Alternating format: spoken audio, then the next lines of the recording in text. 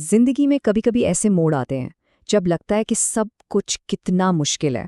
ہم سوچتے ہیں کہ آخر اس سب کا مطلب کیا ہے؟ اچھا، آج ہم ایک ایسی ہی کہانی کی گہرائی میں اتریں گے۔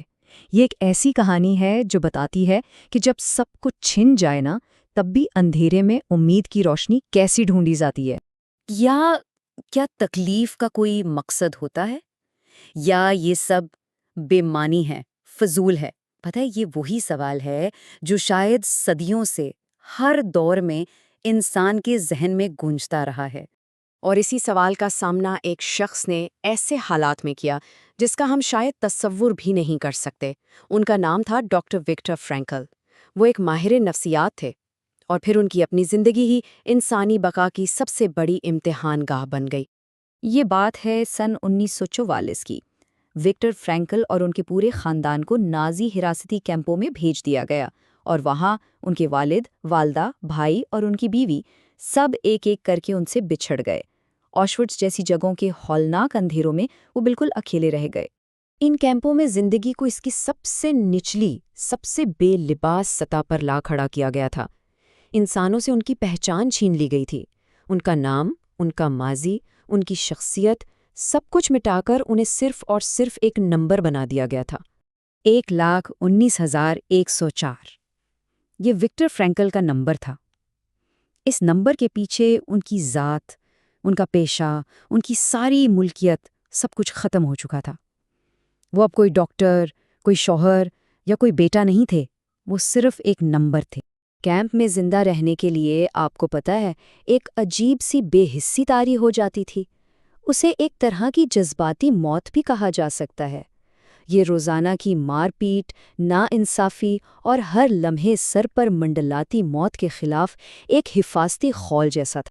فرینکل خود لکھتے ہیں کہ تکلیف، موت اور مردہ جسم اتنے عام ہو گئے تھے کہ ان سے کوئی جذباتی تاثر ہی نہیں ہوتا تھا۔ وہ ایک واقعہ یاد کرتے ہیں کہ کیسے ایک بار وہ اپنا سوپ پیتے رہے جبکہ قریب ہی ایک لاش کو گھسیٹا جا رہا تھا۔ یہ بے حسی نہیں تھی، یہ زندہ رہنے کی ایک بھیانک ضرورت تھی۔ اور یہیں سے، اسی مایوسی کی گہرائی سے، کہانی ایک نیا موڑ لیتی ہے۔ انسانی وجود کی اس پست ترین سطح پر فرینکل نے ایک ایسی دریافت کی جس نے نہ صرف ان کی اپنی بلکہ لاکھوں لوگوں کی زندگی بدل دی۔ جب سب کچھ چھن جائے، جب کچھ بھی باقی نہ رہے، تب بھی ایک چیز باقی رہتی ہے۔ فرینکل نے یہ دریافت کیا کہ ظالم آپ کا جسم تو قید کر سکتے ہیں، بالکل، آپ سے سب کچھ چھین سکتے ہیں، لیکن ایک چیز، صرف ایک چیز ایسی ہے جو وہ کبھی نہیں چھین سکتے، اور وہ ہے آخری انسانی آزادی۔ یعنی کسی بھی حال میں، چاہے کچھ بھی ہو جائے، اپنا رویہ منتخب کرنے کی آزادی۔ یہ وہ طاقت ہے جو کوئی بھی آپ سے نہیں لے سکتا۔ اور یہ آزادی سیدھی سیدھی مقصد سے جڑی ہوئی ہے، جیسا کہ فلسفر نیچے نے کہا تھا، جس کے پاس جینے کی کوئی وجہ ہو وہ تقریباً ہر کیسے کو برداشت کر سکتا ہے۔ فرینکل کے لیے یہ صرف ایک کال نہیں تھا، یہ تو بقا کا اصول بن گیا تھا۔ حراستی کیمپ کی اسی آگ سے ایک نیا نفسیاتی نظریہ پیدا ہوا۔ فرینکل کی یہ گہری بصیرت ان کے پورے کام کی بنیاد بنی، جسے آج دنیا لوگو تھراپی کے نام سے جانتی ہے۔ تو یہ لوگو تھراپی ہے کیا؟ بہت سادہ لفظوں میں، یہ نفسیات کا ایک مکتبہ فکر ہے جس کی بنیاد اس عقیدے پر ہے کہ انسان کی بنیادی خواہش خوشی یا لذت نہیں ہے، بلکہ اپنی زندگی میں معنی اور مقصد کی تلاش ہے۔ اسے سمجھنے کے لیے فرائیڈ کے مشہور نظریے کو دیکھتے ہیں۔ فرائیڈ کا کہنا تھا کہ انسان کی سب سے بڑی خواہش خوشی حاصل کرنا ہے، لیکن فرینکل نے کہا نہیں، انسان کی سب سے گہری اور بنیادی خواہش معنی کی تلاش ہے۔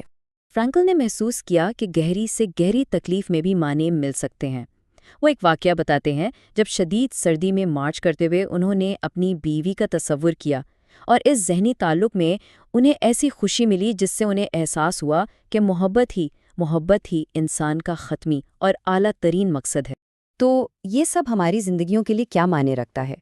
اب ہم فرینکل کی کہانی سے حاصل ہونے والے ان عملی اسباق پر بات کریں گے جنہیں ہم خود اپنا سکتے ہیں۔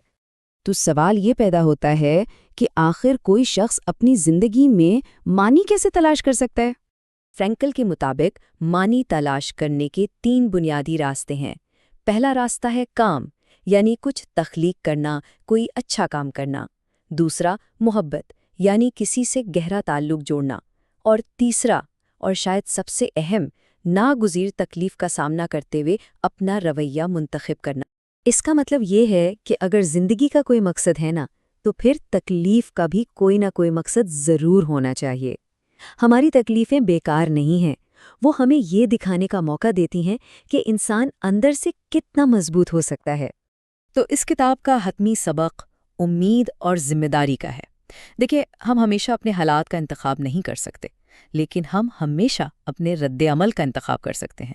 اصل طاقت اسی انتخاب میں چھپی ہے۔ آخر میں ایک قدیم لاطینی کہاوت اس پوری کہانی کو سمیٹ دیتی ہے: "It looks in tenebris lucid", یعنی اور روشنی تاریکی میں چمکتی ہے۔ یہ ہمیں یاد دلاتی ہے کہ حالات کتنے بھی تاریک کیوں نہ ہو جائیں، معنی، امید اور انسانی روح کی روشنی ہمیشہ اپنا راستہ بنا ہی لیتی ہے۔